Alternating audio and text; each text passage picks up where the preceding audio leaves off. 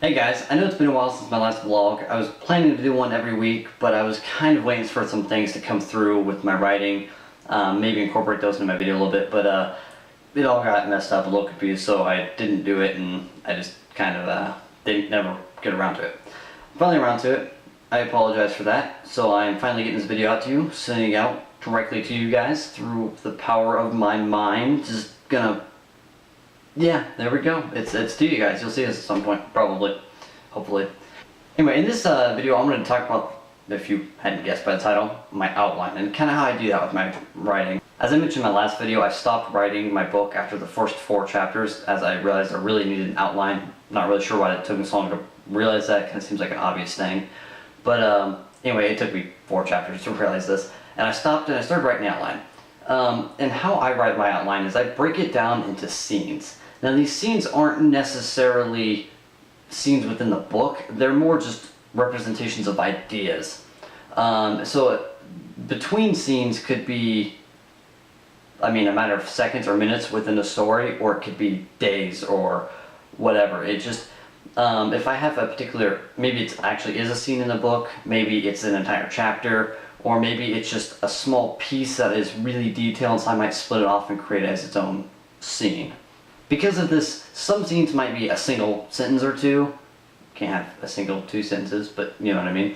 Or they might be several paragraphs. But eventually, after doing all the writing and taking these particular ideas that I have and writing them down into a chronological order, I eventually have my basis for my story. Now the detail that I provide within each scene of my outline varies quite a bit. Obviously, you can't have a whole lot of detail in a single 2 sentences. But that detail varies mostly based on how much I've thought through that scene. Some scenes might simply be characters moving from point A to point B and there's not much going on. Or it could be moving from point A to point B and they're having a conversation, and I could go into a lot of detail in my outline of that conversation, maybe even so far as to put some lines of dialogue in there, or I might simply put the scene is filled with brash humor, or whatever the scene's tone or mood is supposed to be. Other scenes, I might have a very specific idea of maybe I want something to happen this way in a fight scene, so I actually go ahead and write, you know, how they get into the scene, or maybe the scene before that is them getting into the fight, into the situation. And with this scene, I might actually write out part of the fight scene just because I've got this really good idea that I want to work with and I want to include. So each scene can vary quite a bit in detail or length. But as I said, eventually the basis for the story shows itself. Then I take those scenes of varying lengths and descriptions, and as I write, I piece them together, sort of like connecting the dots. Really? Connecting the dots? You're a writer and that's the best you've got? Such a cliche metaphor. What? What are you? I'm me. I'm you. You're me. Yeah, you created me. When you were doing that weird send your video into the void with your mind crap or whatever that was. Yeah, that wasn't a blood vessel popping. That was me being created. I think I'm about to do more than just pop a blood vessel. Don't worry about me. Just do your video. No, don't worry about me. Don't let me stop you. Continue the video. You're not crazy for talking to a physical representation of yourself anyway. I may not be crazy, but I'm not any more sane for it. Alright. Anyway.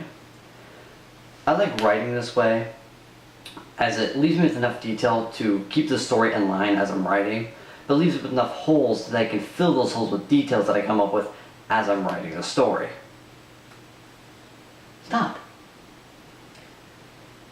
If I make my outline too detailed, I potentially run into logistical issues, inconsistencies, and plot holes. While I can edit those out, each inconsistency, plot hole, or logistical issue that I create is one that I could potentially miss.